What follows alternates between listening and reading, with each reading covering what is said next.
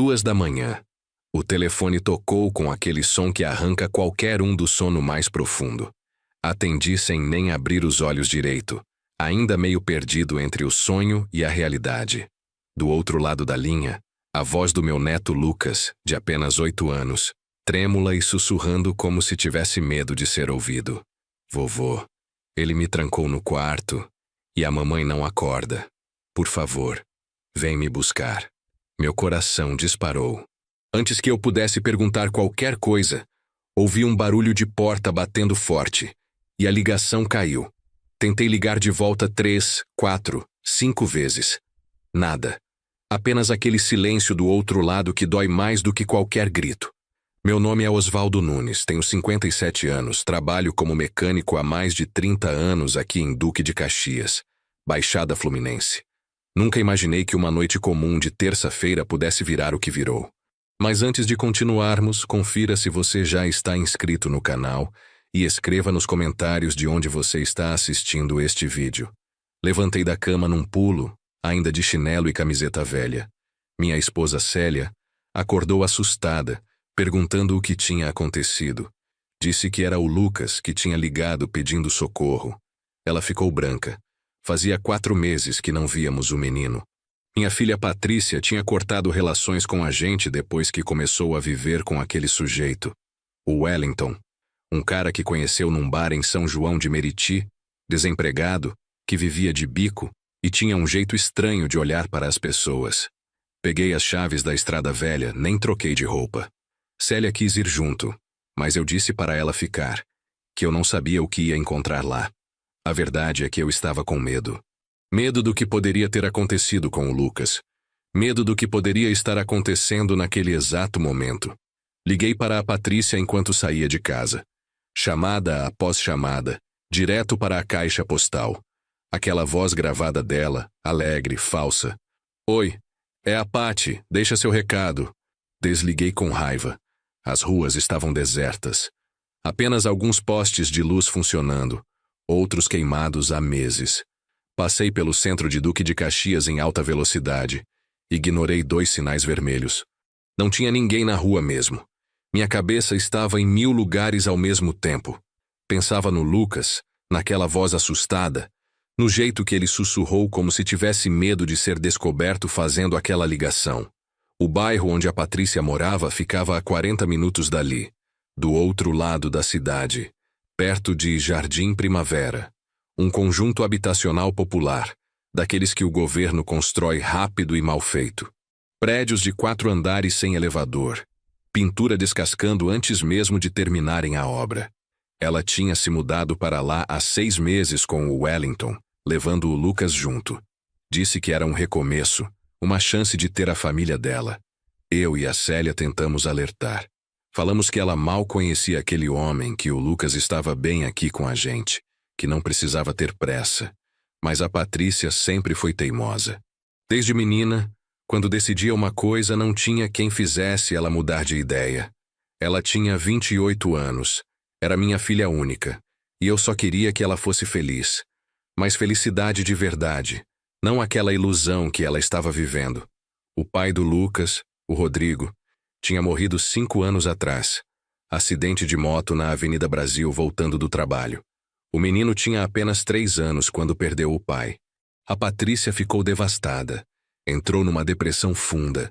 Passou 2 anos praticamente sem sair de casa. Foi a Célia quem cuidou do Lucas naquela época. Quem dava banho, fazia comida, levava na escola. A gente pensou que ela nunca ia se recuperar. Então, há 2 anos, ela começou a melhorar. Voltou a trabalhar como caixa num mercado. Começou a se arrumar de novo, a sorrir. A gente ficou feliz de ver ela voltando à vida. Lucas estava crescendo bem. Era um menino esperto, carinhoso. Adorava ficar na oficina comigo nos fins de semana, mexendo nas ferramentas, fazendo perguntas sobre como os carros funcionavam. Mas aí ela conheceu o Wellington. Foi numa festa de aniversário de uma colega do mercado, num boteco ali perto de casa. Ele estava na mesa ao lado. Ofereceu uma cerveja, puxou conversa. Patrícia veio me contar toda empolgada no dia seguinte. Disse que tinha conhecido um cara legal, trabalhador, que queria conhecer ela melhor. Eu fingi ficar feliz, mas algo no meu peito apertou. Quando ela trouxe ele em casa pela primeira vez, 2 semanas depois, eu soube que tinha motivo para me preocupar. O Wellington era alto, meio largo. Tinha aquele jeito de quem já tinha visto muita coisa ruim na vida. Não olhava nos olhos quando conversava, desviava o olhar, mexia no celular o tempo todo. Disse que trabalhava com construção civil, mas estava entre um trabalho e outro. Célia fez um almoço caprichado, tentou puxar conversa, mas ele mal respondia. Lucas ficou quieto o tempo todo, grudado na mãe. Depois que eles foram embora, eu e Célia conversamos na cozinha. Ela tinha a mesma sensação que eu. Aquele homem não era boa coisa. Mas o que a gente podia fazer? A Patrícia era adulta, tinha o direito de escolher com quem queria ficar. A gente só podia torcer para estar errado. Os meses foram passando, e as visitas ficaram mais raras. Patrícia sempre tinha uma desculpa. Estava cansada do trabalho, Wellington não estava se sentindo bem, tinham compromissos. Quando ela vinha, vinha sozinha. Deixava o Lucas com o Wellington. Dizia que ele estava cuidando do menino, que estavam criando intimidade. Eu perguntava se estava tudo bem, se o Lucas estava comendo direito, se estava indo para a escola. Ela garantia que sim, que estava tudo ótimo. Mas eu via nos olhos dela que tinha algo errado. Aquele brilho que tinha voltado estava sumindo de novo. Ela emagreceu. Ficou com olheiras fundas. Começou a usar sempre blusa de manga comprida mesmo no calor. Uma vez eu vi uma marca roxa no pulso dela quando ela pegou um copo de água. Perguntei o que era aquilo. Ela puxou a manga rápido e disse que tinha batido na porta do armário. Não acreditei, mas também não insisti. Devia ter insistido. Há 4 meses, a Patrícia me ligou dizendo que tinha conseguido um apartamento para ela, o Wellington e o Lucas. Um lugar deles, onde podiam começar de verdade como família. Ela estava animada, falando rápido, dizendo que era a oportunidade que estavam esperando. Perguntei se não era cedo demais, se eles tinham certeza. Ela me cortou. Disse que eu nunca apoiava as decisões dela, que sempre duvidava dela. Aquilo doeu. Eu sempre apoiei minha filha em tudo. Criei ela sozinho com a Célia quando minha mãe morreu. Ela tinha só 12 anos. Trabalhei dobrado para dar estudo, roupa, comida. Nunca neguei nada para ela. E agora estava ouvindo que eu não apoiava? Mas engoli a raiva. Respirei fundo. Disse que se era isso que ela queria, que eu desejava felicidades. Nos primeiros dias, ela ainda mandava mensagem, mandava foto do Lucas no apartamento novo, do quartinho dele. Mas logo as mensagens foram diminuindo. Uma por semana, depois uma a cada 15 dias.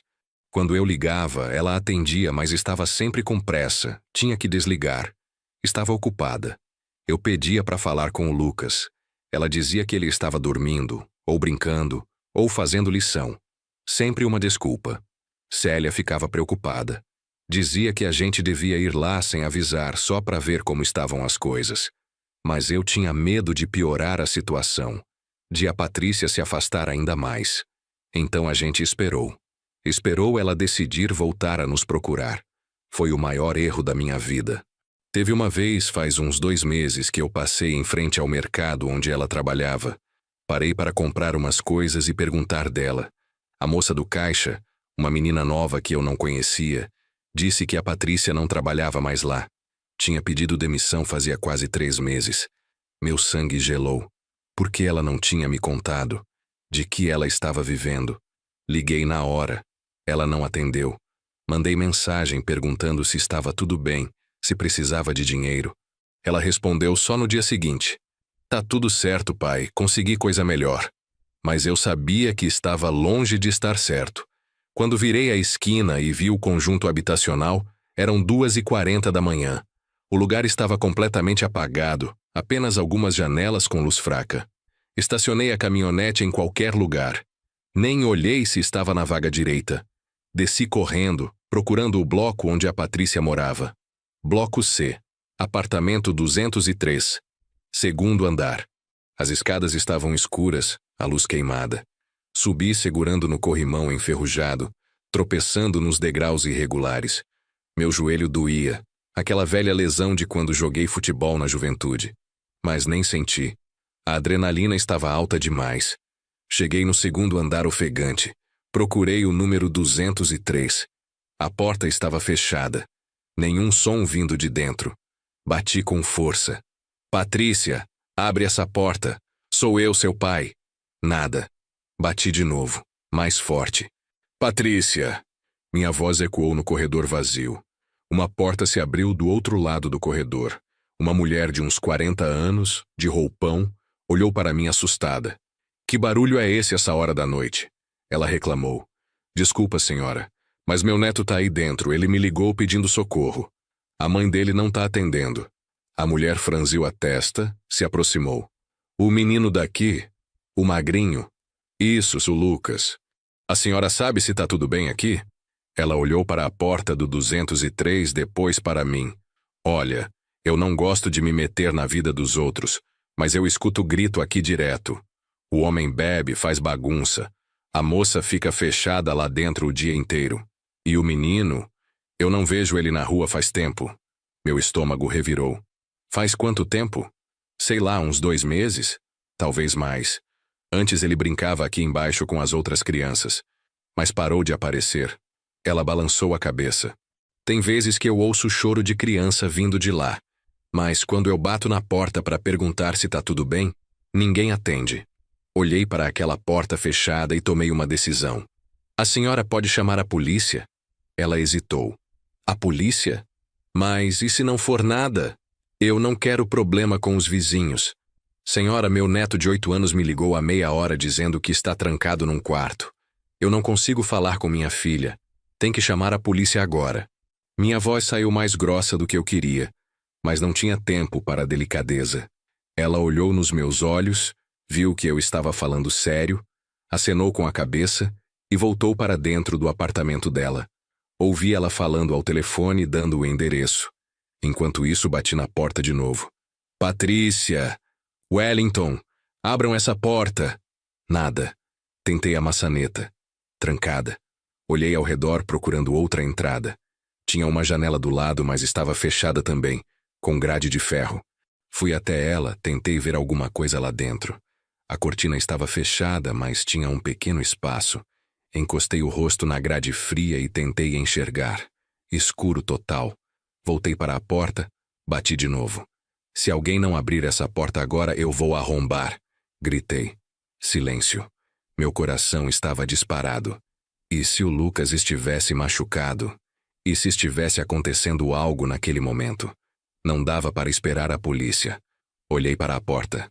Era daquelas baratas de apartamento popular, madeira fina, fechadura simples. Recuei 2 passos, respirei fundo e dei um chute forte ao lado da fechadura.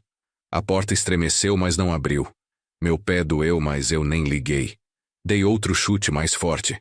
A madeira rachou. Mais um. A porta se abriu com um estrondo.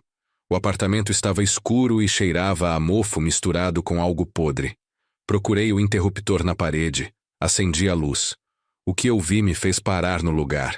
A sala estava destruída. Garrafas de cerveja vazias espalhadas pelo chão, latinhas amassadas, embalagens de salgadinho, pratos sujos empilhados no sofá. A televisão estava ligada. Volume no mínimo, passando algum programa da madrugada. O cheiro era insuportável, uma mistura de cerveja velha, cigarro e lixo que não era tirado havia dias. Patrícia! Gritei. Nada. Andei pela sala, chutando garrafas sem querer. A cozinha era pior. A pia transbordando de louça suja. Panelas com restos de comida com mofo. Moscas voando ao redor. O lixo estava aberto, cheio até a boca. Na mesa, mais garrafas, um cinzeiro cheio de bitucas. Fui até o corredor. 3 portas. A primeira, entreaberta, era o banheiro. Nem quis olhar lá dentro. A segunda porta fechada. Tentei abrir, mas estava trancada por fora. Tinha um trinco simples, daqueles que se coloca em porta de despensa. Meu sangue ferveu. Lucas! Chamei, batendo na porta. Vovô, você veio! A voz dele do outro lado me partiu o coração. Rapidamente abri o trinco e empurrei a porta. O quarto era minúsculo. Mal cabia uma cama de solteiro e um guarda-roupa velho. A janela tinha um pano pregado na parede fazendo vez de cortina. E lá, sentado na cama, estava o Lucas. Meu Deus, ele estava tão magro que parecia outra criança. As bochechas fundas, olheiras roxas, o cabelo comprido e sujo. Vestia uma camiseta velha, enorme nele, e uma bermuda rasgada. Quando me viu, seus olhos encheram de lágrimas e ele correu para mim. Peguei ele no colo e senti como estava leve. Podia sentir as costelas dele através da camiseta fina. Ele agarrou meu pescoço e começou a chorar. Aquele choro baixinho de quem tinha medo de fazer barulho. Calma, meu filho, calma. O vovô está aqui agora. Você está seguro. Olhei ao redor do quarto enquanto segurava ele. Não tinha brinquedos, não tinha livros, não tinha nada. Apenas a cama com um lençol sujo e um cobertor fino. No chão, algumas embalagens de bolacha vazias. Cadê a sua mãe, Lucas? Perguntei baixinho. Ele apontou para a terceira porta do corredor, tremendo. Lá, ela não acorda. Coloquei ele de volta na cama.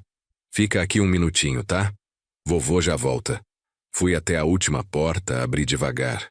Era o quarto principal, maior que o do Lucas, mas igualmente bagunçado. Roupas no chão, mais garrafas, um espelho quebrado na parede. E na cama, Patrícia. Ela estava deitada de lado, de costas para a porta, usando uma camisola velha. Não se mexeu quando entrei. Patrícia. Nada. Fui até a cama, toquei no ombro dela.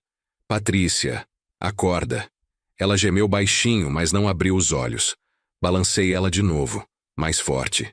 Patrícia. Ela virou o rosto para mim, olhos entreabertos, vidrados. Estava viva, respirando, mas completamente fora de si. Cheirava a álcool, aquele cheiro forte de quem bebeu até cair. Tentei fazer ela sentar, mas o corpo dela estava mole, sem força. Pai, ela murmurou. O que você está fazendo aqui? Vim buscar o Lucas. Ele me ligou pedindo socorro. Ela fechou os olhos de novo. Ele tá bem. Tá só. Castigado. A voz dela saía arrastada, mal formando as palavras. Castigado por quê, Patrícia? Desobedeceu. O Wellington mandou. Ele ficar quieto. Senti a raiva subindo. Onde está esse desgraçado? Ela não respondeu. Já tinha apagado de novo. Tentei acordar ela mais uma vez, mas era inútil. Estava num estado que nem sei se era só bebida. Podia ter tomado remédio, ou algo pior. Ouvi sirene lá fora. A polícia tinha chegado. Voltei correndo para o quarto do Lucas. Ele estava exatamente onde eu tinha deixado, sentado na cama, abraçando os joelhos. Vem cá, meu filho. Vamos sair daqui. Peguei Lucas no colo de novo e fui até a porta da frente. 2 policiais militares estavam subindo as escadas, a vizinha apontando para o apartamento. Quando me viram com o menino no colo, na porta arrombada, eles apressaram o passo. O senhor que chamou? Perguntou o primeiro, um homem de uns 30 e poucos anos, alto, com cara de cansado. Não, foi a vizinha. Mas eu sou o avô desse menino. Ele me ligou de madrugada dizendo que estava trancado, vim buscar. O policial olhou para o Lucas, depois para dentro do apartamento. Fez uma cara de nojo com o cheiro. Tem mais alguém aí dentro? Minha filha, a mãe dele. Ela tá desmaiada no quarto. Bêbada. O namorado dela não sei onde está. O segundo policial, mais novo, entrou no apartamento com a mão na arma. Olhou ao redor. Foi até os quartos. Voltou balançando a cabeça. Tem uma mulher desacordada lá, cheiro forte de bebida. Vou chamar o SAMU. Ele pegou o rádio e começou a falar. O primeiro policial me fez sentar no sofá da sala depois de tirar as garrafas de lá. Lucas não soltava meu pescoço. Quando foi a última vez que você viu seu neto? Faz 4 meses. E a sua filha? A mesma coisa. Ela cortou contato com a gente quando veio morar aqui. Ele anotou tudo num bloquinho. E esse namorado dela você conhece? Conheci uma vez só, há quase 1 ano. Wellington alguma coisa, não lembro o sobrenome. Minha filha não falava muito dele. O policial acenou. Vamos precisar do seu depoimento completo, mas primeiro vamos cuidar dessa criança. Ele se abaixou na frente do Lucas, falou com voz gentil. Oi, campeão. Meu nome é Sargento Alves. Você pode me contar o que aconteceu aqui? Lucas olhou para mim, pedi com os olhos para ele responder. Ele respirou fundo. O Wellington. Ele bebe todo dia. Quando bebe, fica bravo. Grita com a mamãe, quebra as coisas. E com você? Perguntou o sargento. O que ele faz com você? Lucas baixou os olhos. Ele disse que eu sou um peso, que como demais, que não serve para nada. Ele me manda ficar no quarto, tranca a porta por fora. Às vezes eu fico lá o dia inteiro. Minha garganta apertou. O sargento continuou paciente. E comida, você come todo dia? Às vezes, quando a mamãe lembra, ela traz um prato. Mas às vezes ela esquece. Ou está dormindo. E hoje você comeu alguma coisa? Lucas balançou a cabeça. Ontem também não. Anteontem ela trouxe bolacha. O sargento olhou para mim com uma expressão que dizia tudo. Esse menino estava sendo negligenciado, maltratado, passando fome. E a escola? Você está indo para a escola? Não. Faz muito tempo que eu não vou. O Wellington disse que escola é perda de tempo. Que eu não aprendo nada mesmo. Céu. Minha filha tinha deixado esse homem decidir que o próprio filho dela não ia estudar. O sargento fez mais algumas perguntas sobre quando começou tudo isso, se o Wellington batia nele, se a mãe dele sabia de tudo. Lucas respondeu tudo com aquela voz baixinha, quebrando meu coração a cada palavra. Quando terminou, o sargento levantou e foi falar com o colega que tinha voltado do quarto. Eles conversaram baixo, olhando para nós de vez em quando. Então o sargento voltou. Senhor Osvaldo, o SAMU está a caminho para levar sua filha para o hospital. Ela está em estado grave de intoxicação alcoólica, possivelmente misturada com medicamentos. Quanto ao menino, vamos ter que chamar o conselho tutelar. Ele vai ficar comigo. Eu disse firme. Eu sou o avô, tenho condições de cuidar dele. Entendo, mas não é tão simples assim. A guarda ainda é da mãe. Precisamos seguir o protocolo. Protocolo? Minha voz saiu mais alta do que eu queria. Esse menino está desnutrido, foi mantido trancado num quarto, passou fome. E vocês querem protocolo? O sargento levantou a mão, tentando me acalmar. Eu entendo sua revolta, senhor. Eu seria igual se fosse meu neto.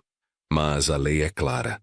Vamos registrar tudo, fazer o boletim de ocorrência, chamar a conselheira tutelar de plantão. Se tudo estiver certo, o menino pode ficar provisoriamente com o senhor até resolver a situação. Respirei fundo, tentando controlar a raiva. Não adiantava brigar com quem estava tentando ajudar. Tá bom, faz o que tem que fazer. Mas esse menino não volta para esse lugar. Não vai voltar. Pode ficar tranquilo. O SAMU chegou uns 15 minutos depois. 2 paramédicos entraram com uma maca. Foram direto para o quarto da Patrícia. Quando eles a colocaram na maca e passaram pela sala, eu olhei para ela. Minha filha, que eu criei com tanto amor, estava ali desacordada, magra, destruída. O que tinha acontecido com ela? Como ela tinha chegado naquele ponto? Um dos paramédicos parou do meu lado. O senhor é família? Sou o pai dela. Ela vai para o Hospital Municipal de São João de Meriti. Está em estado grave, mas vai sobreviver. Provavelmente vai precisar ficar internada alguns dias. Ele olhou para o Lucas no meu colo. Esse é o filho dela? Meu neto. O paramédico fez uma cara triste, balançou a cabeça e foi embora. Levaram a Patrícia para a ambulância. Eu fiquei ali segurando o Lucas, sem saber bem o que sentir. Raiva, tristeza, decepção, tudo junto. A conselheira tutelar chegou por volta das 4 da manhã. Uma mulher de uns 50 anos, cabelo curto, cara de quem já tinha visto de tudo na vida. Se apresentou como Marlene, ouviu o relato dos policiais, deu uma olhada no apartamento, fez algumas perguntas, depois veio falar comigo. Senhor Osvaldo, pelo que os policiais me informaram, a situação aqui é de negligência grave. O menino vai precisar de atendimento médico, avaliação psicológica, tudo.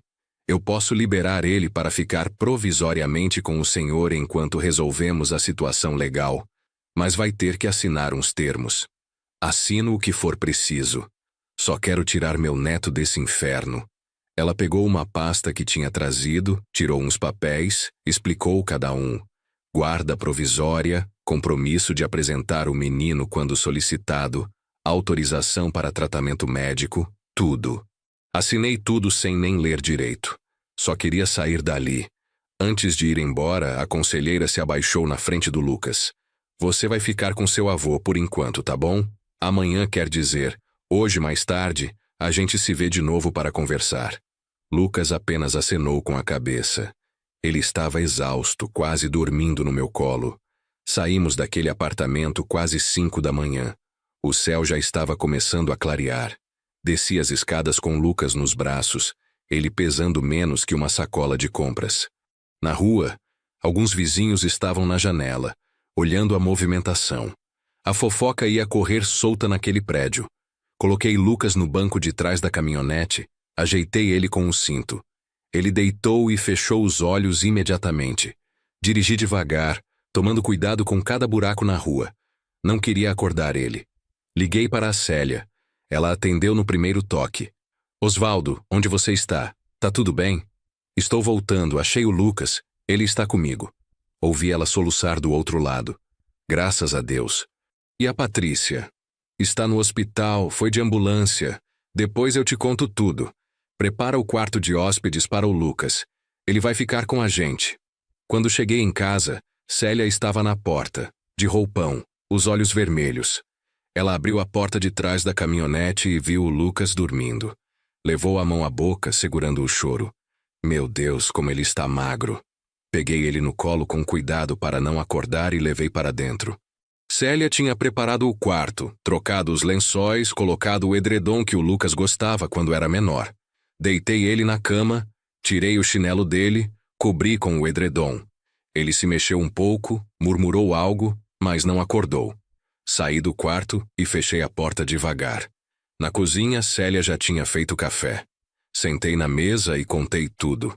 O apartamento destruído, a Patrícia desacordada, o Lucas trancado naquele quarto minúsculo, o Wellington que ninguém sabia onde estava. Ela chorou enquanto ouvia, secando as lágrimas com a manga do roupão. Como a gente deixou isso acontecer? Ela perguntou, a voz embargada. A gente não deixou. A Patrícia nos afastou. Ela fez a escolha dela.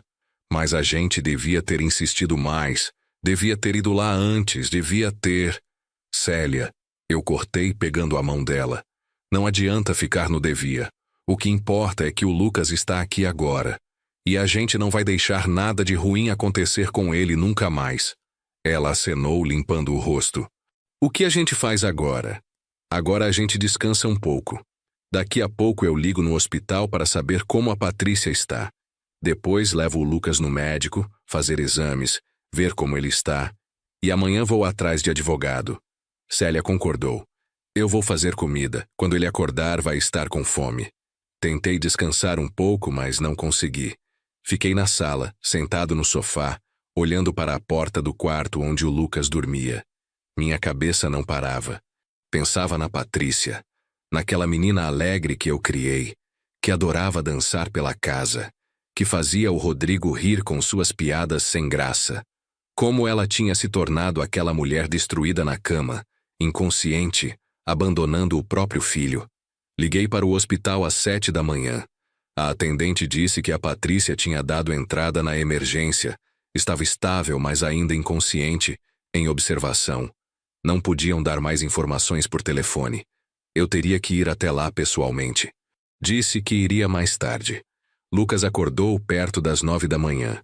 Ouvi, quando ele abriu a porta do quarto, os passos leves no corredor.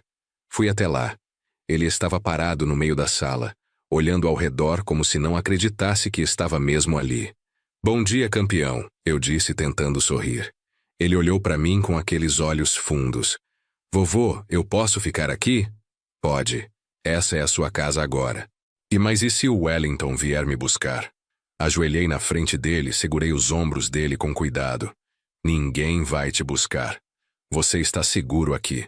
O Wellington não vai chegar perto de você nunca mais. Eu prometo. Ele abraçou meu pescoço e ficou assim, só abraçado por um tempo longo. Célia apareceu da cozinha limpando as mãos no avental. Oi, meu amor. Vem comer alguma coisa. A vovó fez pão de queijo. Os olhos dele brilharam. Pão de queijo? Na cozinha, Célia tinha preparado uma mesa cheia. Pão de queijo, frutas picadas, suco de laranja, bolo de fubá, ovos mexidos. Lucas sentou e ficou olhando para tudo aquilo sem mexer.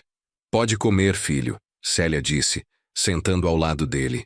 Tudo isso é para você. Ele pegou um pão de queijo, deu uma mordida pequena. Depois outra. Então começou a comer mais rápido, como se tivesse medo de a comida sumir. Célia me olhou, os olhos marejados de novo. Tive que desviar o olhar. Devagar, Lucas, eu disse suavemente. A comida não vai acabar, pode comer com calma. Ele parou, olhou para o pão de queijo na mão, depois para mim. Desculpa, vovô. Não precisa pedir desculpa. Só não quer passar mal. Ele comeu 3 pães de queijo, tomou 2 copos de suco. Comeu um pedaço de bolo. Depois disse que estava cheio. Célia quis que ele comesse mais, mas eu segurei a mão dela por baixo da mesa. Balancei a cabeça. Não podia forçar. O estômago dele tinha encolhido. Precisava acostumar de novo com comida regular. Depois do café, dei banho nele. A água ficou quase preta de tanta sujeira. O cabelo dele estava embolado, cheio de nós. Célia teve que vir ajudar com condicionador, paciência e uma escova. Lucas nem reclamou. Ficou quieto o tempo todo, deixando a gente cuidar dele. Quando terminamos, vesti ele com umas roupas que a gente ainda tinha guardadas de quando ele morava aqui. Estavam um pouco apertadas, ele tinha crescido, mas serviu até a gente comprar roupa nova. Sentei com ele no sofá. Lucas, o vovô precisa te levar no médico hoje, só para ver se está tudo bem com você. Ele ficou tenso. Vai doer? Não, filho. O médico só vai te examinar, ver como você está. Nada de injeção hoje, prometo. Ele pensou um pouco, depois acenou. Tá bom. Fui com ele no posto de saúde do bairro. Sorte que eu conhecia a doutora Marina. Ela atendia lá há anos. Tinha sido a médica do Lucas quando bebê. Expliquei a situação para a recepcionista, que me conhecia também. Ela abriu um encaixe emergencial. Na sala, a doutora Marina estava do mesmo jeito. Cabelo grisalho curto, óculos na ponta do nariz, jaleco sempre impecável. Quando viu o Lucas, a expressão dela mudou. Osvaldo, quanto tempo? E o Lucas, já está tão grande? Mas eu vi nos olhos dela que ela percebeu algo errado. Expliquei rapidamente a situação enquanto ela preparava os instrumentos. Ela ouviu em silêncio, apenas acenando de vez em quando. Depois examinou o Lucas. Mediu altura, pesou, verificou pressão, batimentos cardíacos, olhou garganta, ouvidos, apalpou a barriga dele. O rosto dela foi ficando cada vez mais sério. Ela anotou tudo numa ficha. Fez mais algumas perguntas para o Lucas sobre como ele se sentia, se alguma coisa doía. Depois pediu para ele sentar na cadeira ao lado enquanto conversava comigo. Osvaldo, esse menino está com desnutrição severa. Ele deveria pesar pelo menos 32 quilos na idade dele. Está com 23, 9 quilos abaixo do mínimo saudável. Ela mostrou a ficha.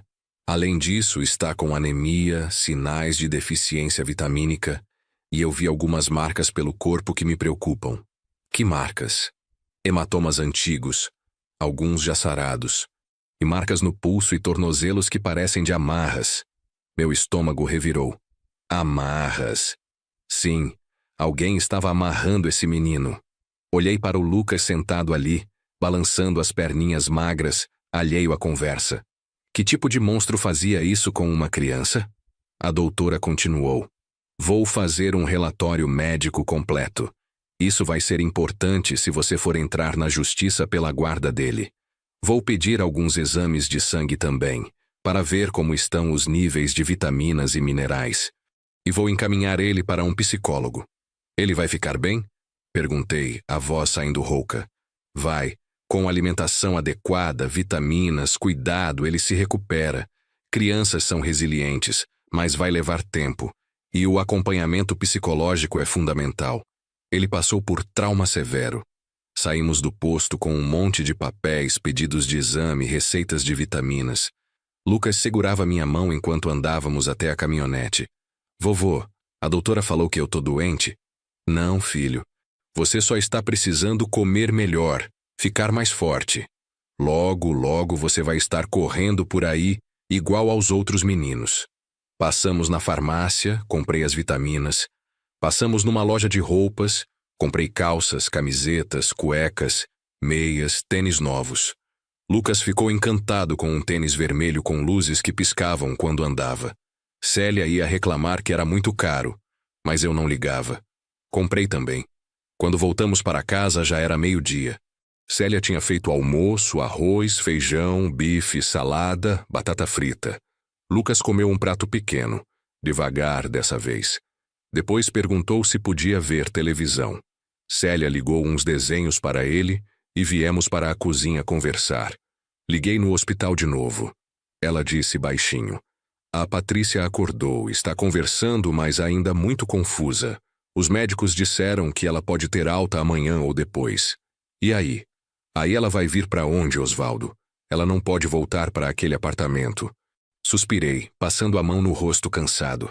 Não sei, Célia. Não sei se ela pode ficar aqui. Não com o Lucas. Não depois do que ela fez. Ela é nossa filha. E ele é nosso neto. Um neto que ela deixou passar fome, ficar trancado num quarto, ser maltratado por aquele desgraçado. Como eu vou explicar para o Lucas que a mãe dele está aqui? Célia ficou quieta, mexendo na xícara de café. Ela estava doente, Osvaldo. Aquilo era depressão, vício, sei lá. Ela precisa de ajuda. Eu sei. Mas primeiro eu preciso cuidar do Lucas. Ele é prioridade agora. O telefone tocou. Era um número desconhecido. Atendi. Alô? Senhor Osvaldo? Aqui é a conselheira Marlene, do Conselho Tutelar. Como está o menino? Está bem. Levei ele no médico hoje. Está desnutrido, mas vai se recuperar. Ótimo. Senhor, eu preciso marcar uma visita aí na sua casa amanhã. É procedimento padrão para avaliar as condições de moradia. E também vou precisar que o senhor compareça no fórum na sexta-feira para formalizar a guarda provisória. Pode vir quando quiser. E eu estarei lá na sexta. Depois que desliguei, contei para Célia. Ela ficou nervosa. Visita? A casa precisa estar impecável. Vou limpar tudo, arrumar o quarto do Lucas melhor, comprar roupa de cama nova. Célia, a casa já está limpa. Você mantém essa casa impecável desde sempre. Fica tranquila.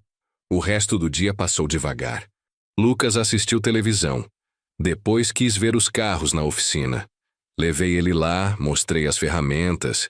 Deixei ele ajudar a apertar uns parafusos num carro que eu estava arrumando.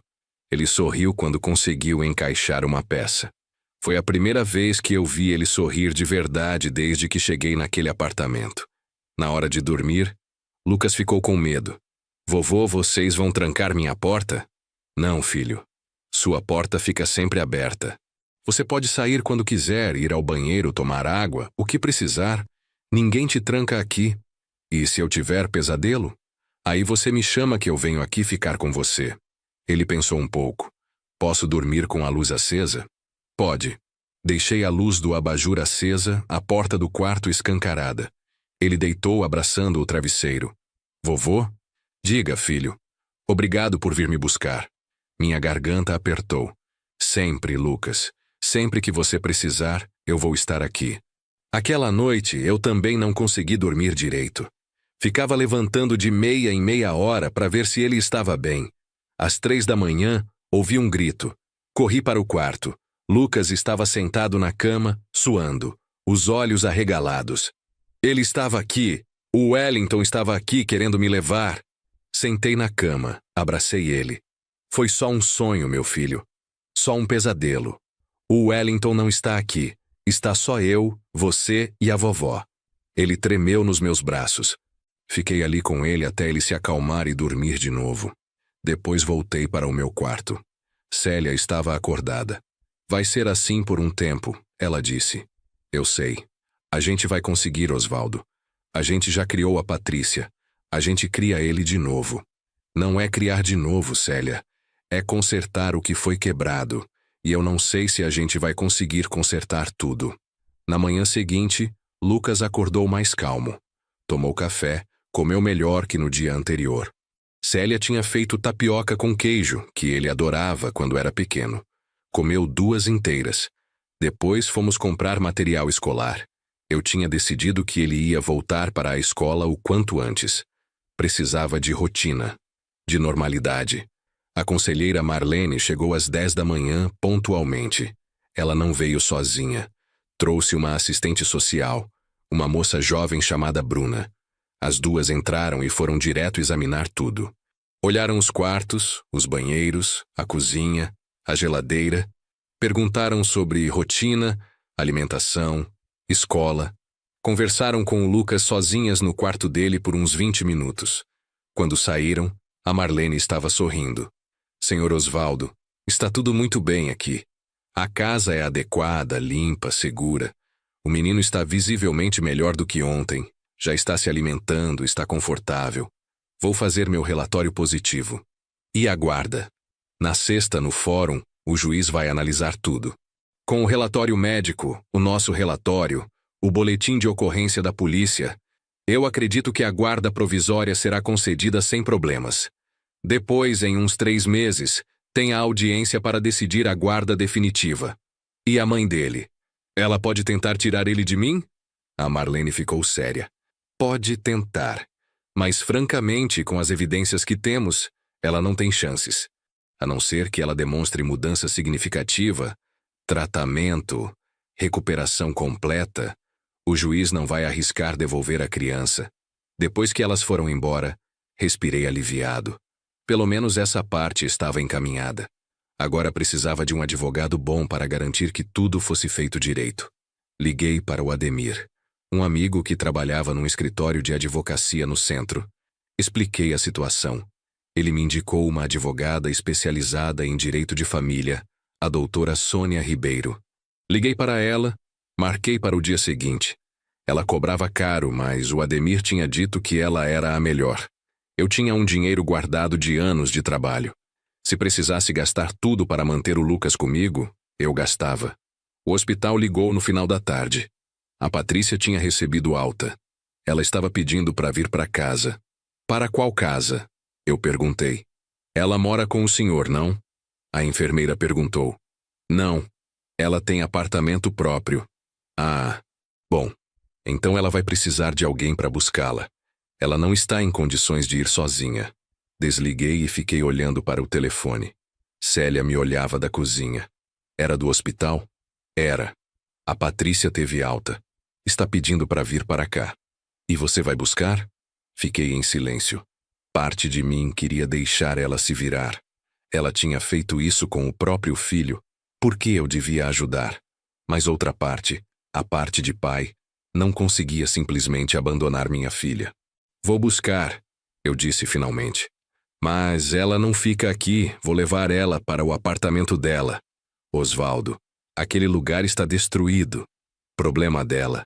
Ela criou aquela situação, ela que resolva. Célia não discutiu. Sabia que eu estava magoado demais para pensar com clareza. Fui buscar a Patrícia sozinho. Não quis levar o Lucas, e Célia ficou com ele. O hospital era longe. Peguei trânsito, demorei quase 1 hora para chegar. Quando entrei no quarto, ela estava sentada na cama, vestida com a mesma roupa suja de 2 dias atrás. Tinha perdido ainda mais peso. O rosto estava amarelado, os olhos fundos. Pai, ela disse quando me viu, a voz fraca. Não respondi. Apenas peguei a sacolinha com os pertences dela e falei. Vamos. Ela levantou devagar, segurando na parede. Estava fraca, mal conseguia andar. Tive que segurar o braço dela para descer até a recepção. No carro, ficamos em silêncio por um tempo. Ela olhava pela janela, eu dirigia com as mãos apertadas no volante. Quando saímos do hospital, ela finalmente falou. Como está o Lucas? Está melhor do que quando eu achei ele, mas ainda está muito abaixo do peso. O médico disse que ele está com desnutrição severa. Ela começou a chorar baixinho. Eu não queria que fosse assim. Mas foi. Você deixou aquele homem trancar seu filho num quarto. Deixou ele passar fome. Deixou ele ser maltratado. Eu estava doente, pai. Eu não conseguia. Não me venha com essa, Patrícia. Minha voz saiu mais alta do que eu queria. Você é mãe. Mãe não fica doente demais para proteger o próprio filho. Você não entende. Não, você que não entende. Encostei o carro no acostamento, parei, virei para ela. Aquele menino me ligou às 2 da manhã, chorando, com fome, trancado num quarto, apavorado. Você sabe o que é ouvir isso do seu neto? Você sabe o que é chegar naquele apartamento e ver o estado que ele estava? Ela estava soluçando agora, o rosto nas mãos. Eu sinto muito, pai. Eu sinto muito. Sentir não muda nada. Não devolve os meses que ele sofreu. Não apaga o trauma. Voltei a dirigir. Você vai fazer tratamento. Vai se internar se for preciso. Vai largar a bebida, vai se tratar. E quando, se um dia você estiver realmente bem, a gente conversa sobre o Lucas. Eu quero ver meu filho. Não agora. Agora você precisa cuidar de você. O Lucas está comigo e com a Célia. Está seguro, está sendo alimentado, está começando a se recuperar e vai continuar com a gente. Quando chegamos no conjunto habitacional, estava tudo como eu tinha deixado. A porta arrombada tinha sido tapada com tábuas por alguém, provavelmente a administração do prédio. Arranchei as tábuas. Entramos. O cheiro estava pior. 3 dias de lixo acumulado no calor. Patrícia olhou ao redor e começou a chorar de novo. Eu não posso ficar aqui. Olha isso, pai. Eu não consigo. Então você liga para seus amigos, pede ajuda. Vai para onde você quiser. Mas não é na minha casa. Não com o Lucas lá. Eu sou sua filha. E ele é seu filho. Um filho que você abandonou. Então agora você escolhe. Ou você se recupera de verdade, prova que mudou, ou você perde ele de vez. A escolha é sua. Coloquei a sacolinha dela no sofá sujo. Tem um cartão aqui de um centro de recuperação. A conselheira do conselho tutelar deixou. Liga pra lá, se interna, faz o tratamento. Ela pegou o cartão com a mão tremendo. E o Wellington? Sumiu. A polícia está procurando ele. Quando acharem, vai responder por tudo que fez. Ele não é mau, ele bebia e ficava diferente. Patrícia, ele trancava uma criança de 8 anos num quarto. Deixava ele passar fome. Isso não é ficar diferente. Isso é ser mau. Fui embora e deixei ela lá. Foi uma das coisas mais difíceis que já fiz na vida, deixar minha filha naquele lugar destruído. Mas eu não tinha escolha.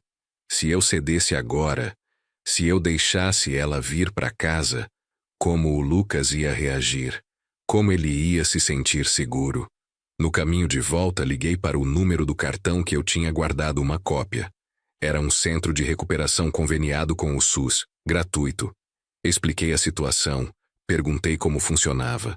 Eles disseram que ela precisava ligar pessoalmente, fazer uma entrevista, mas que tinham vaga. O tratamento era de 90 dias, internação completa. Sexta-feira chegou rápido. Acordei cedo, coloquei a roupa social que só usava em casamento e enterro. Célia ficou com o Lucas. Não tinha necessidade dele ir ao fórum. A doutora Sônia tinha dito que eu fosse sozinho para essa primeira audiência. O fórum era um prédio velho no centro, corredores cheios de gente, salas apertadas. Encontrei a doutora Sônia na entrada. Ela era uma mulher de uns 40 e poucos anos, cabelo preso, terno azul marinho, pasta de couro na mão. Tinha um jeito sério, objetivo, que passava confiança. Senhor Osvaldo, trouxe todos os documentos que pedi? Trouxe. Entreguei uma pasta com tudo. Relatório médico do Lucas, fotos do apartamento que os policiais tinham tirado, meu contra-cheque, comprovante de residência, certidões, tudo. Ela revisou rapidamente. Perfeito. A audiência é simples hoje. O juiz vai analisar os documentos, provavelmente vai querer fazer algumas perguntas e deve deferir a guarda provisória. A mãe foi intimada também, mas pelo que você me contou, duvido que apareça. Entramos na sala de audiência. Era pequena, uma mesa grande no centro, a bandeira do Brasil na parede, o brasão da justiça. O juiz era um homem de uns 60 anos, cabelo todo branco, óculos de grau, cara de quem não tinha paciência para a enrolação. Senhor Osvaldo Nunes? Ele perguntou quando entrei. Sim, senhor. Sente-se. Cadê a genitora da criança? Não sei, Excelência. A doutora Sônia respondeu. Foi devidamente intimada, mas não compareceu. O juiz folheou os documentos na frente dele. Demorou uns 10 minutos lendo cada página com atenção. Olhou as fotos, leu o relatório médico 2 vezes, leu o boletim de ocorrência. Finalmente tirou os óculos e olhou para mim. Senhor Osvaldo, o senhor tem quantos anos? 57, Excelência. Trabalha com o quê? Sou mecânico. Tenho oficina própria há 25 anos. Renda mensal? Entre 3 e 4 mil reais, dependendo do mês. Estado civil? Casado. Minha esposa Célia trabalha como costureira, faz reformas de roupa em casa. Ele fez mais algumas perguntas sobre a casa, sobre rotina, sobre como eu pretendia cuidar do Lucas. Respondi tudo com calma, com honestidade. Disse que ia colocar ele na escola, que ia levar nas consultas médicas, que ia fazer tudo o que fosse necessário para ele se recuperar. E a filha do senhor, onde está? Estava internada no hospital, Excelência. Teve alta essa semana. Eu a incentivei a procurar um centro de recuperação, mas até agora ela não procurou. O senhor acha que ela tem condições de cuidar do menino? Respirei fundo. No momento não, Excelência. Ela está com um problema sério de alcoolismo. Precisa se tratar primeiro. O juiz acenou, colocou os óculos de volta, assinou uns papéis. Defiro a guarda provisória do menor Lucas Henrique de Oliveira para o avô materno Osvaldo Nunes, pelo período de 6 meses, renovável conforme necessário. Determino acompanhamento mensal pelo Conselho Tutelar, tratamento médico e psicológico para a criança, e suspendo o direito de visitas da genitora até que apresente comprovação de tratamento e recuperação. Bateu o martelo. Próximo caso. Saí dali com as pernas bambas. Tinha conseguido. Lucas estava oficialmente sob minha guarda. Do lado de fora do fórum, a doutora Sônia me entregou uma cópia da decisão. Guarde isso com cuidado. Qualquer problema, qualquer tentativa de alguém tirar o menino de você, essa decisão te protege. E se a Patrícia aparecer? Ela não pode. A visitação está suspensa. Se ela aparecer, você chama a polícia. Simples assim. E quanto tempo isso dura? 6 meses. Depois tem uma audiência de revisão, onde o juiz decide se mantém, modifica ou revoga a guarda. Mas, pelo que vi hoje, e com os documentos que temos, é quase certo que o juiz vai te dar a guarda definitiva. Voltei para casa mais leve. Quando entrei, Lucas estava na sala brincando com uns carrinhos velhos que a Célia tinha achado no armário. Ele olhou para mim meio apreensivo. E aí, vovô? E aí que agora é oficial. Você vai morar aqui com a gente. Ele largou os carrinhos, correu e me abraçou. Célia estava na cozinha, enxugando as mãos no pano de prato, sorrindo com os olhos cheios de lágrima. Naquele fim de semana, fizemos matrícula do Lucas na escola municipal perto de casa. A diretora, Dona Elza, foi muito compreensiva quando expliquei a situação. Disse que ia colocar ele numa turma boa, com uma professora paciente, que ia ficar de olho. Segunda-feira, levei ele para o primeiro dia. Ele estava nervoso, segurando minha mão com força. E se os meninos não gostarem de mim? Vão gostar. Você é um menino legal, esperto, inteligente. Só precisa dar uma chance para eles te conhecerem. Na porta da sala, a professora, Dona Cláudia, uma senhora simpática de uns 50 anos, se abaixou na altura dele. Você deve ser o Lucas. A diretora me contou de você. Quer ver onde você vai sentar? Ele olhou para mim. Eu acenei. Vai lá, campeão.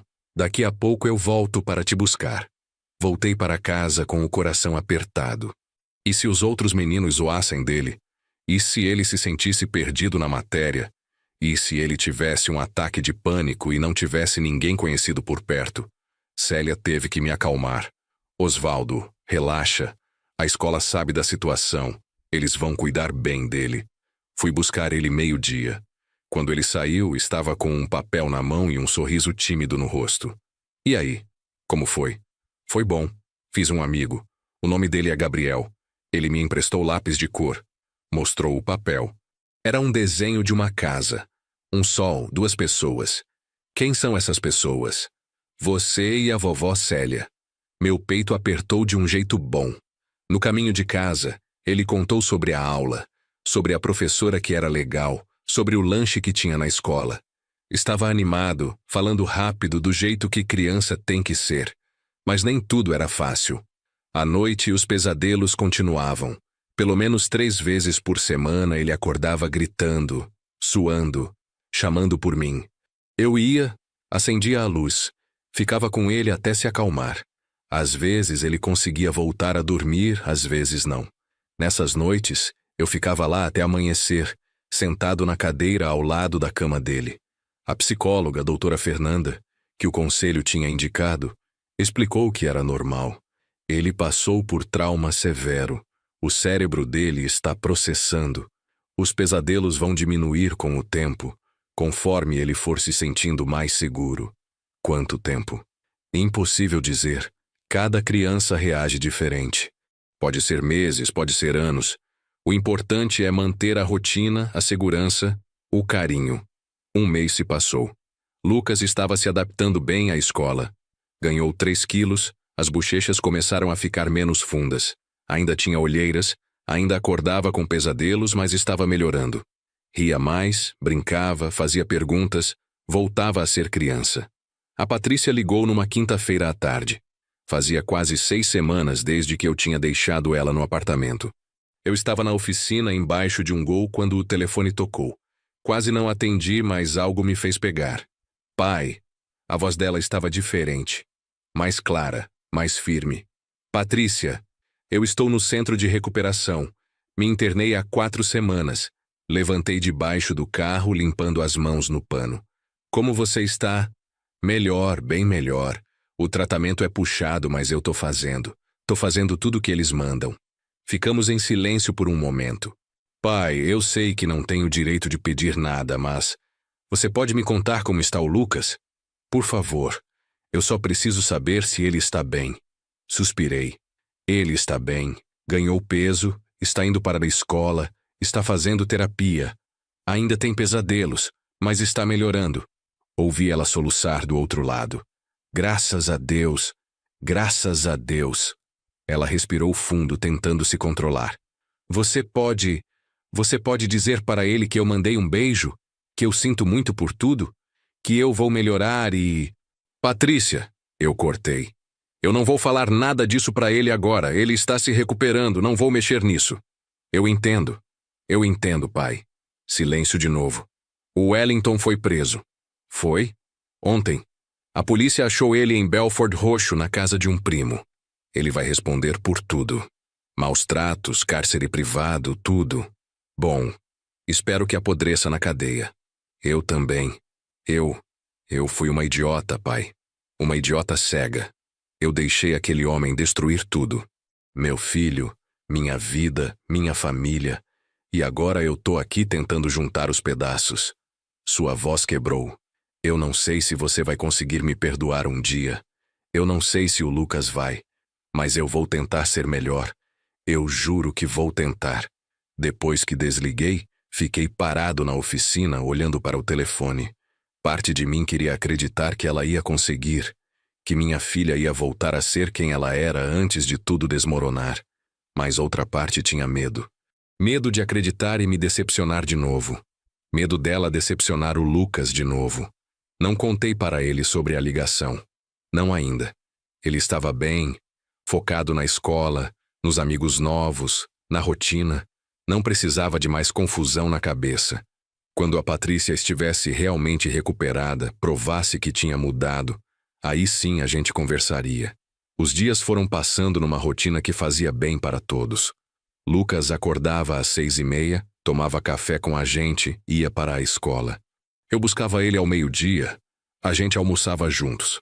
À tarde ele fazia lição, assistia televisão, brincava no quintal. Às vezes vinha o Gabriel, o amiguinho dele, e os dois ficavam inventando brincadeiras. Célia estava no paraíso. Sempre quis mais filhos. Mas depois da Patrícia, os médicos disseram que ela não podia ter mais. Então ela despejava todo aquele amor materno no Lucas. Fazia as comidas que ele gostava, costurava roupa para ele, Ajudava com a lição, contava história na hora de dormir. Eu ensinava o que podia. Nos fins de semana, ele ia para a oficina comigo. Aprendia sobre carros, sobre ferramentas, sobre como consertar as coisas.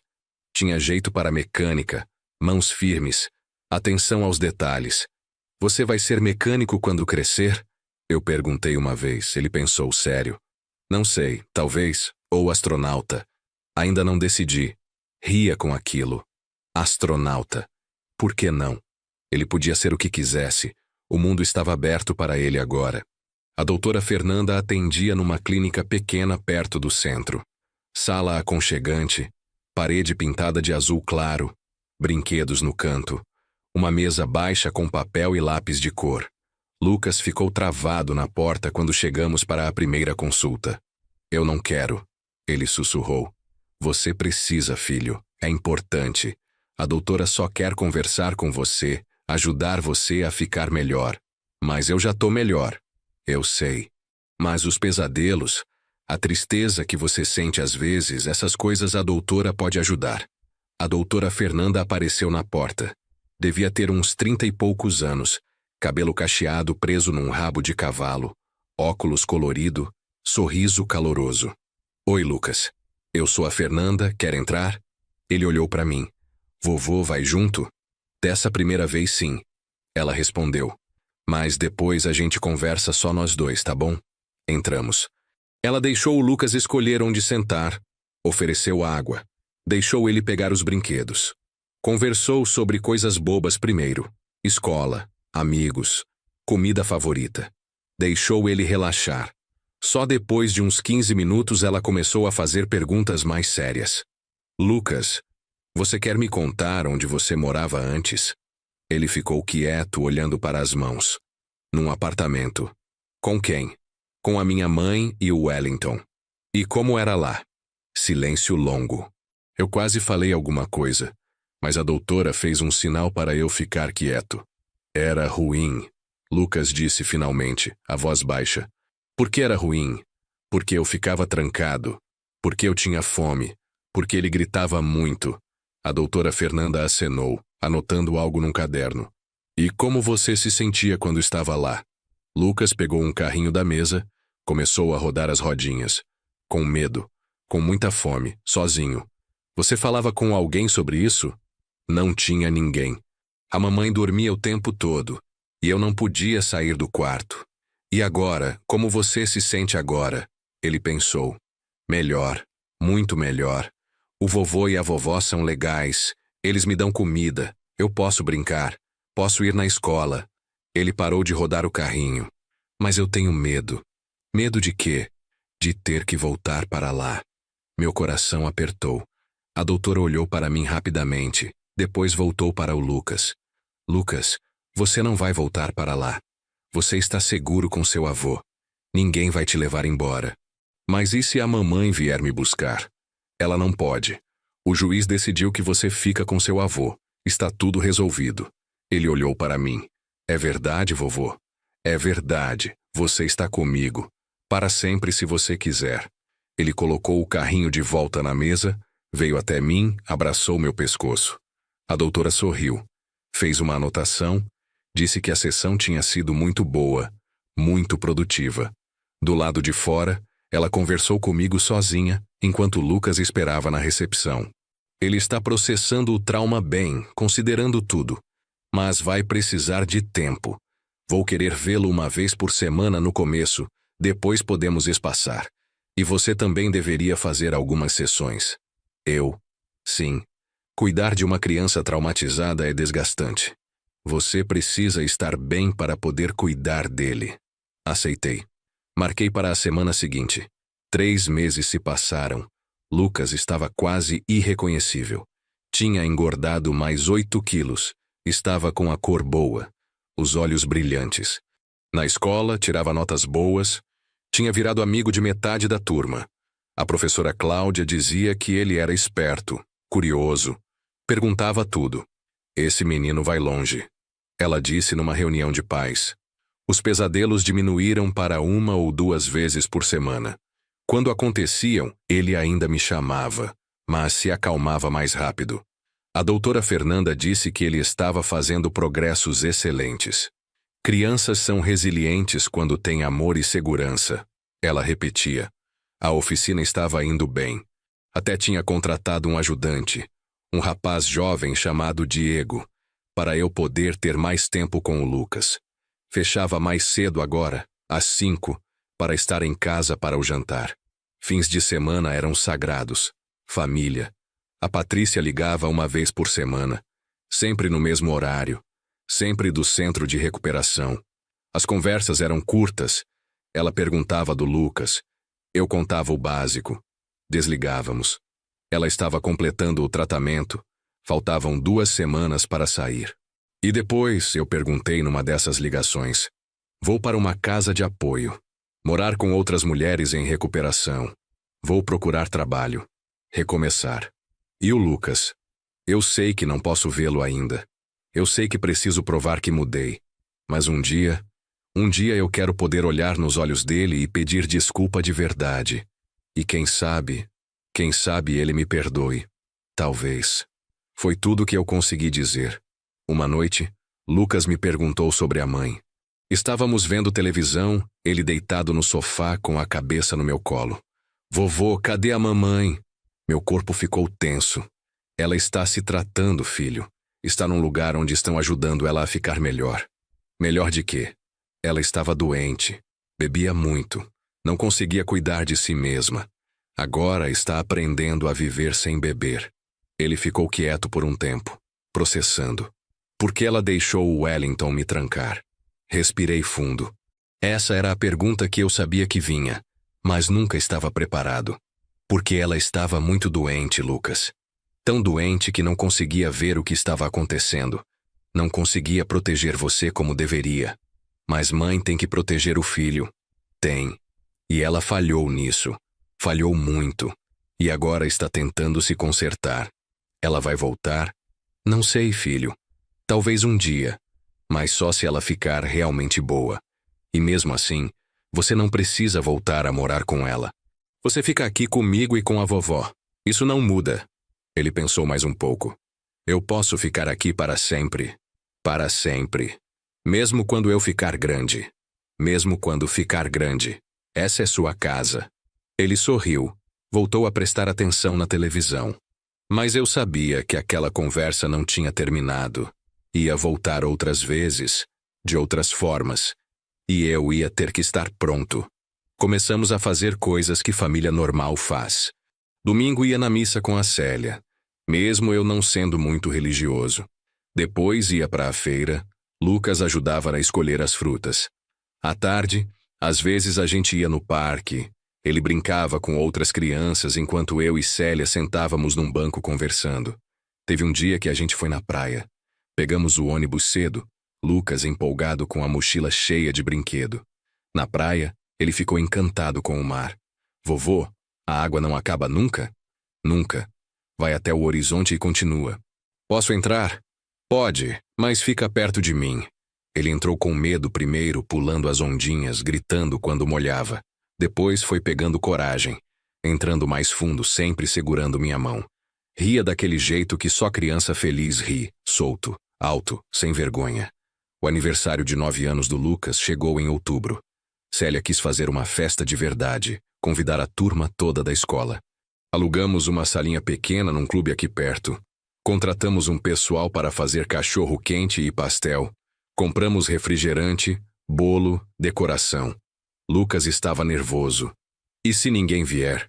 Vão vir. Você tem um monte de amigos. Mas e se não gostarem da festa? Vão gostar. A vovó organizou tudo direitinho. No dia vieram 15 crianças. A sala ficou um caos de criança correndo, gritando, brincando. Lucas estava no meio de tudo, com um chapéu de aniversário na cabeça, rindo. Em determinado momento ele veio até mim, suado de tanto correr. Vovô, essa é a melhor festa da minha vida. É? É. Obrigado. Me abraçou rápido e voltou correndo para brincar. Célia estava do meu lado, limpando os olhos. Ele está feliz. Está, finalmente. Vendo aquilo todas as noites sem dormir. Toda a preocupação, todo o medo valeram a pena. Porque ali estava um menino feliz, saudável, rodeado de amigos, vivendo como criança deve viver. A Patrícia saiu do centro de recuperação uma semana depois do aniversário. Ela ligou no dia seguinte. Pai, eu saí. Completei o programa. E agora? Agora eu tô na casa de apoio. Arrumei trabalho numa lavanderia. Vou continuar indo nas reuniões do AA. Vou me manter limpa. Fico feliz por você. Pai, eu sei que ainda é cedo, mas será que um dia eu posso ver o Lucas? Mesmo que seja de longe, só ver como ele está? Pensei. Não queria machucar ela, mas também não podia arriscar o bem-estar do Lucas. Vou pensar. Vou conversar com a psicóloga dele. Mas não prometo nada. Conversei com a doutora Fernanda na sessão seguinte. Contei sobre a Patrícia, o tratamento, o pedido dela. O que você acha? Perguntei. Ela pensou por um momento. Depende do Lucas. Se ele quiser ver a mãe, se estiver preparado, pode ser bom. Pode ajudar no processo de cura dele, no fechamento. Mas se ele não quiser, não devemos forçar. Como eu sei se ele quer? Pergunta. Na volta para casa, parei o carro no caminho, virei para o Lucas no banco de trás. Filho, preciso te perguntar uma coisa importante. Ele tirou o fone de ouvido. O quê? Sua mãe saiu do tratamento. Ela está morando numa casa com outras pessoas, trabalhando, se mantendo limpa. Ela pediu para ver você, mas só se você quiser. O rosto dele ficou sério.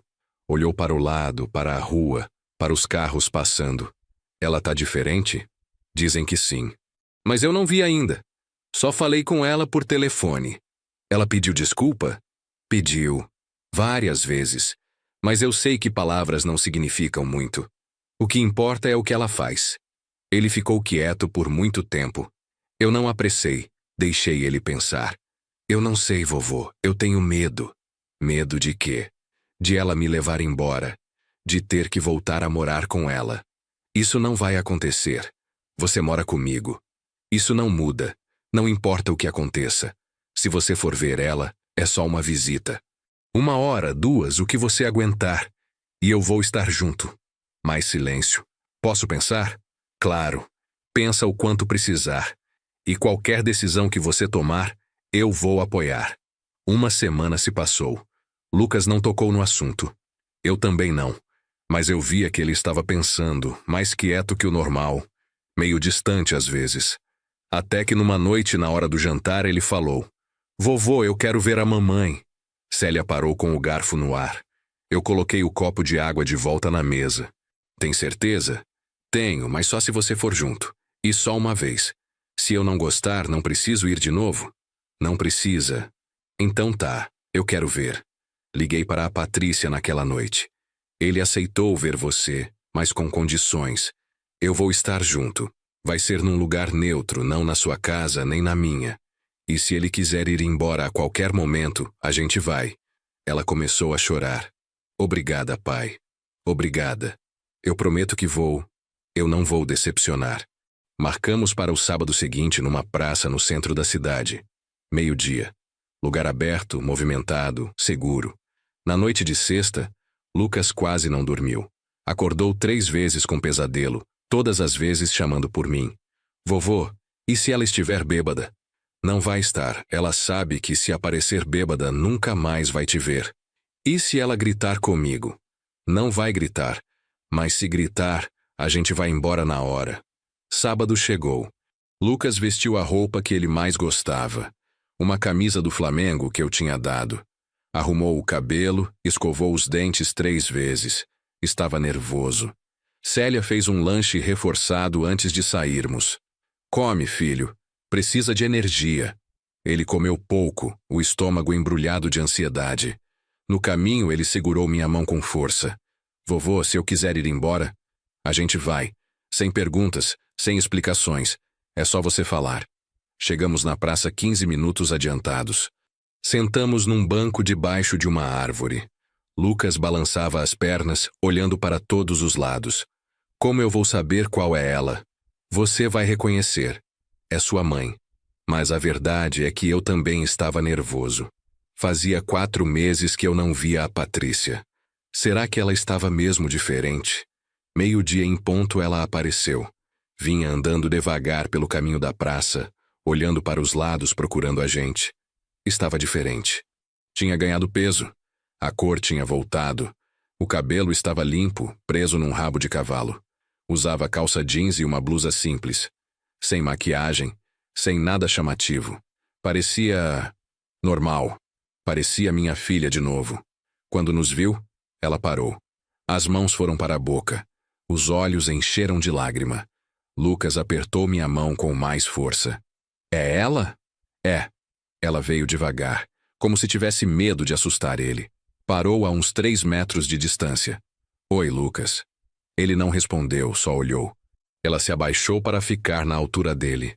Você cresceu tanto. Está tão bonito, tão forte. A voz dela tremia.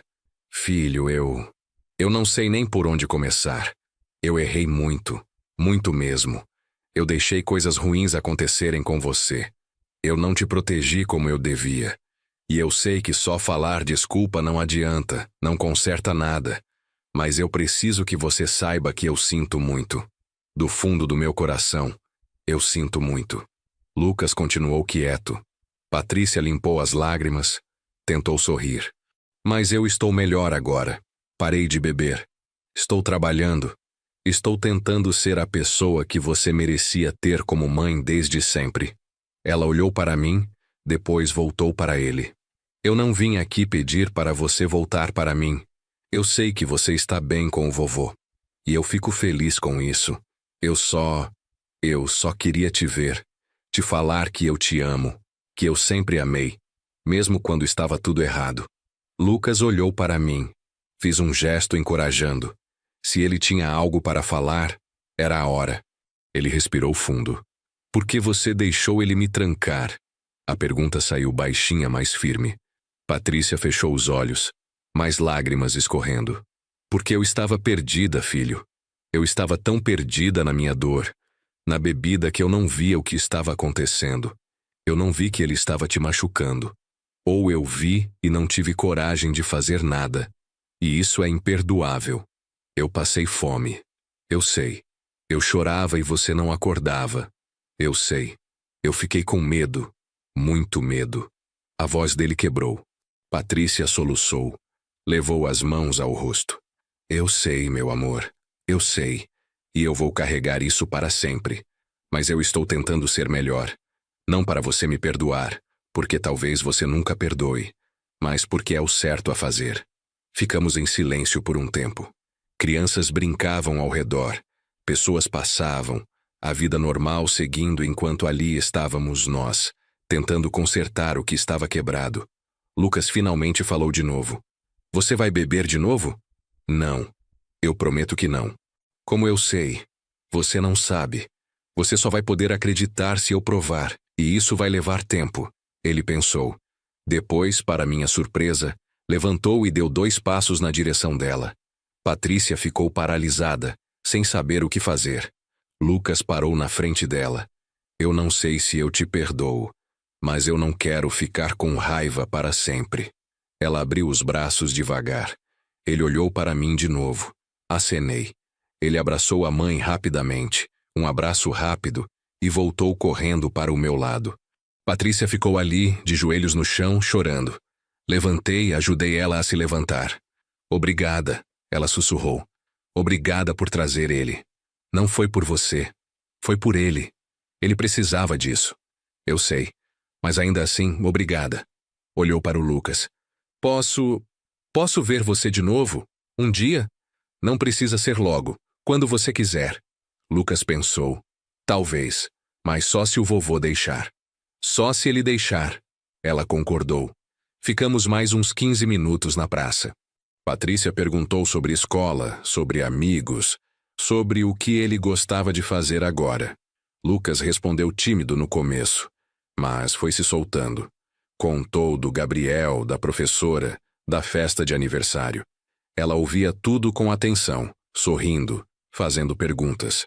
Quando fomos embora, ela ficou acenando até a gente sumir de vista. No carro, Lucas ficou quieto. Como você está se sentindo?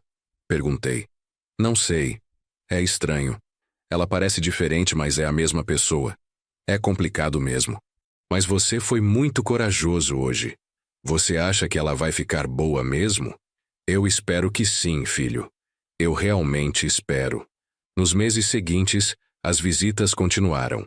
Uma vez por mês na mesma praça, sempre comigo junto. Patrícia se manteve firme. Não teve recaída. Continuou trabalhando, frequentando as reuniões. Nas visitas, ela trazia pequenos presentes para o Lucas, nada exagerado. Um livro, um carrinho, coisas simples. Conversavam, às vezes riam, devagar construindo algo novo. Mas Lucas continuava morando comigo. Aquilo nunca mudou, nunca foi questionado. Ele tinha seu quarto, sua rotina, sua vida. A Patrícia era uma visita mensal, não uma presença constante. E assim estava bom. A audiência de revisão de guarda aconteceu 6 meses depois da primeira. Dessa vez Patrícia compareceu. Ela estava com um advogado, um homem da Defensoria Pública. Quando entramos na sala, ela olhou para mim e acenou levemente. Eu retribuí. Não éramos inimigos. Só estávamos cada um tentando fazer o melhor para o Lucas. O juiz, o mesmo de antes, revisou todos os relatórios. O do Conselho Tutelar, que dizia que Lucas estava em excelente situação. O da psicóloga, que confirmava progresso significativo. O da escola, com notas boas e presença regular. E o relatório da assistente social que acompanhava a Patrícia, confirmando que ela se mantinha sóbria há 7 meses. Senhora Patrícia, o juiz disse, vejo que a senhora completou o tratamento, está empregada, mantém-se sóbria. Isso é louvável. Obrigada, Excelência. Mas o senhor está pedindo o que exatamente? Reversão da guarda? O advogado dela levantou. Não, Excelência. Apenas regularização de visitas. No momento, as visitas acontecem informalmente. Gostaríamos de formalizar, estabelecer um calendário. O juiz olhou para mim. Senhor Osvaldo, minha advogada respondeu. Não nos opomos à visitação regular, desde que supervisionada inicialmente e gradualmente ampliada conforme o acompanhamento psicológico do menor indicar. O juiz acenou. Me parece razoável.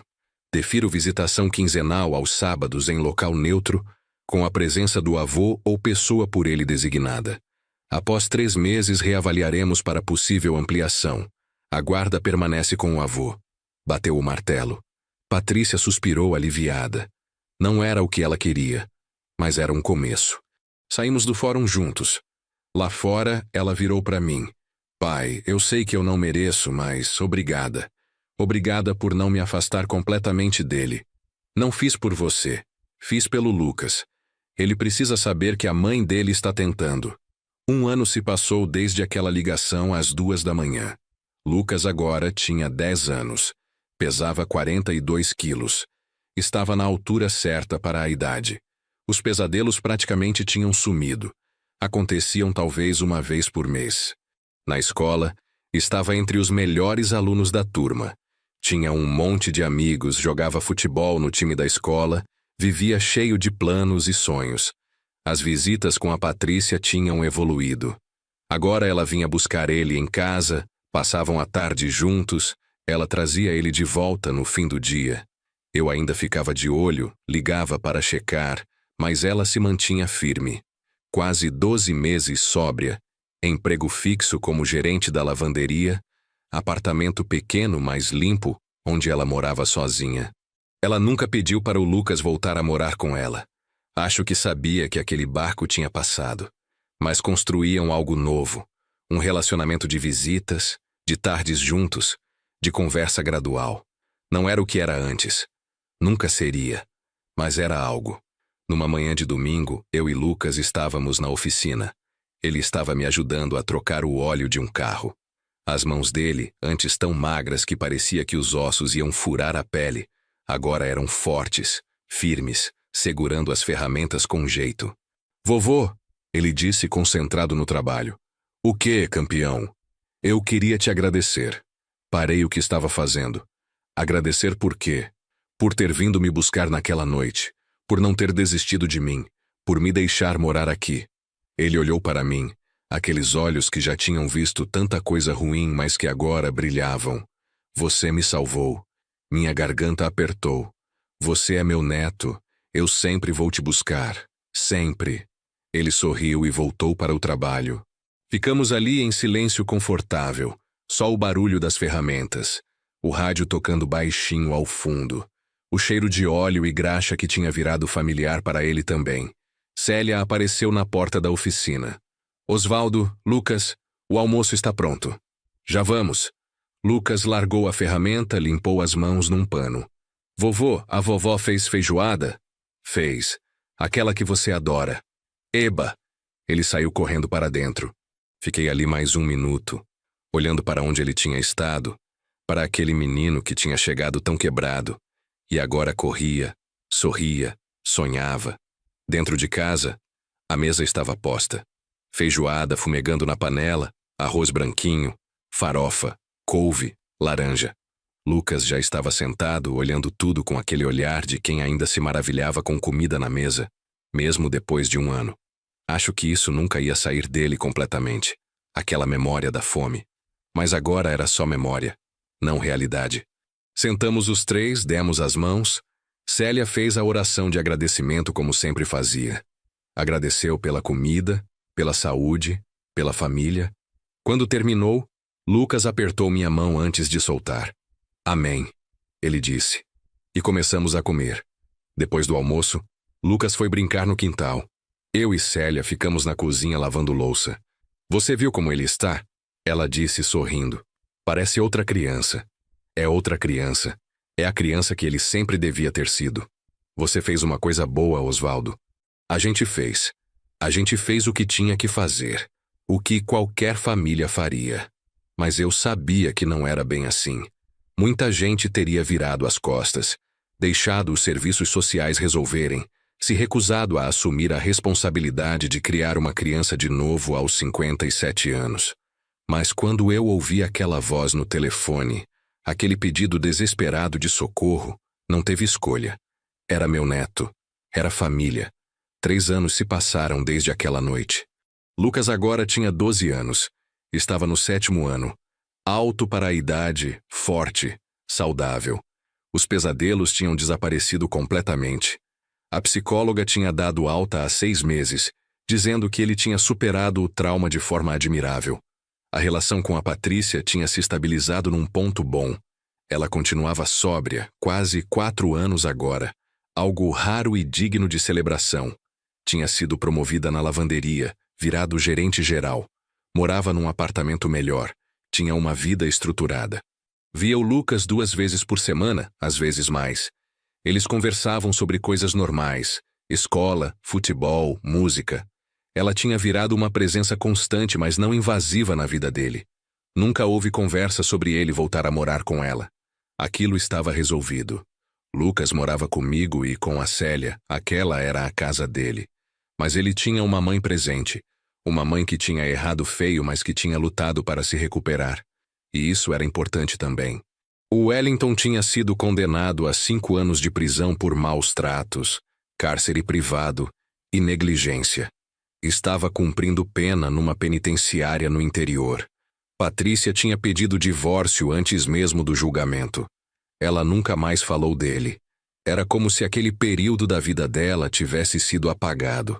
Numa tarde de sábado, eu estava na varanda da frente quando vi Lucas descendo da bicicleta nova que tinha ganhado no aniversário. Ele tinha ido até a casa do Gabriel. Voltava suado, feliz. E aí, campeão, como foi? Bom demais, a gente jogou videogame, depois futebol na rua. Aí a mãe do Gabriel fez suco e a gente ficou conversando. Ele jogou a mochila no chão, sentou do meu lado. Ficamos ali olhando a rua, as pessoas passando, o movimento normal de um fim de tarde de sábado. Vovô, ele disse depois de um tempo. Hoje na casa do Gabriel, a mãe dele perguntou se eu tinha muita saudade dos meus pais. Ela não sabe da história toda. Acho que pensa que eles morreram ou algo assim. E o que você respondeu?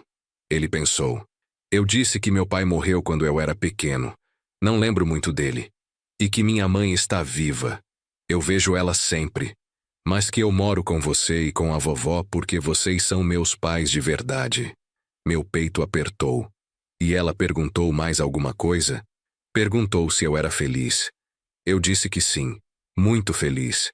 Olhei para ele, para aquele menino que tinha chegado pesando 23 quilos, coberto de hematomas, com medo de tudo. E agora estava ali, forte, confiante, feliz. Você é feliz mesmo? Perguntei. Muito. Às vezes eu tenho medo de ser um sonho, sabe? De acordar e estar de volta naquele quarto escuro. Mas aí eu lembro que é real, que eu estou aqui, que vocês estão aqui, e fica tudo bem. Passei o braço pelos ombros dele. É real, e vai continuar sendo. Você faz parte dessa família, dessa casa, para sempre. Eu sei. Ele encostou a cabeça no meu ombro. Vovô? Diga. Quando eu crescer, eu quero ser igual a você. Quero ajudar as pessoas. Quero fazer diferença. Você já faz diferença. Só de estar aqui, de ter lutado para superar tudo que você passou, você já faz diferença. Ficamos assim mais um tempo, só sentados, assistindo o dia virar noite. Célia abriu a porta. Janta está pronta, vem. Lucas levantou, estendeu a mão para mim. Vamos, vovô. A vovó fez lasanha. Entramos juntos. A casa cheirava a comida caseira. Tinha luz quente nas janelas, risadas vindo da cozinha onde Célia estava terminando de arrumar a mesa. Era uma cena tão simples, tão normal, mas que tinha custado tanto para conseguir. Naquela noite, depois que Lucas foi dormir, eu e Célia ficamos na sala. Ela estava fazendo crochê, eu assistindo um jogo no mudo. Osvaldo, ela disse. Você já parou para pensar onde ele estaria se você não tivesse ido buscar naquela noite? Tinha pensado, muitas vezes, nos cenários ruins que podiam ter acontecido. Lucas podendo ter morrido de fome, de desidratação, ou o Wellington voltando bêbado e fazendo algo pior, ou a Patrícia nunca acordando daquele estado.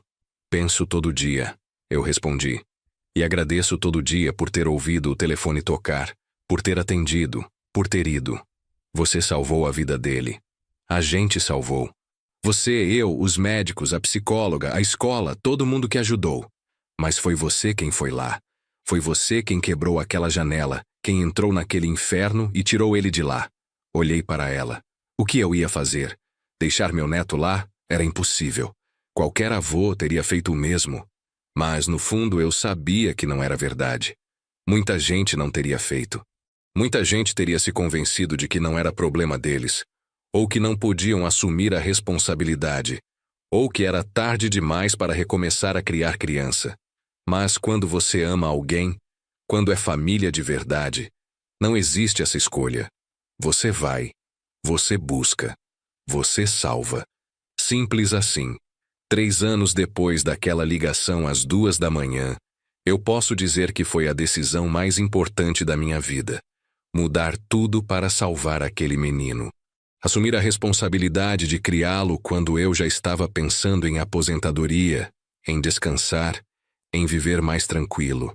Mas olhando para trás, eu não mudaria nada. Cada noite sem dormir por causa dos pesadelos dele, cada consulta médica, cada reunião na escola, cada medo, cada preocupação, tudo valeu a pena. Porque no final o que importa? Importa que uma criança que estava morrendo aos poucos está viva, está feliz, está com futuro pela frente. A Patrícia também está melhor, construindo uma vida nova, recuperando o tempo perdido com o filho da forma que pode. Não é o ideal, nunca vai ser como era antes. Mas é algo. É mais do que era há 3 anos. E eu aprendi algo nesses 3 anos. Nunca é tarde demais para fazer a coisa certa. Eu tinha 57 anos quando busquei o Lucas. Muita gente disse que eu era velho demais, que não ia aguentar, que era loucura assumir essa responsabilidade. Mas essas pessoas estavam erradas. Idade é só um número quando você tem amor, propósito e determinação. E quando você vê seu neto correndo pelo quintal, rindo com os amigos, fazendo planos para o futuro, você sabe que cada sacrifício valeu a pena. Então essa é minha história. A história de como uma ligação no meio da noite mudou 3 vidas. A do Lucas, a minha e a da Patrícia. Nem tudo tem final feliz perfeito. Tem cicatrizes, Tem memórias ruins que nunca vão sumir completamente. Mas tem esperança. Tem recomeço. Tem amor. E no final, é isso que importa. Essa foi a história do Osvaldo, do Lucas e de uma família que se reconstruiu depois de quase ser destruída. E você? Você acha que a Patrícia mereceu a segunda chance que teve? Você faria o mesmo que o Osvaldo fez? Deixe sua opinião nos comentários aqui embaixo. E se você gostou dessa história, se inscreva no canal para ouvir mais histórias reais de pessoas reais que enfrentaram situações difíceis e encontraram uma saída. Um abraço e até a próxima.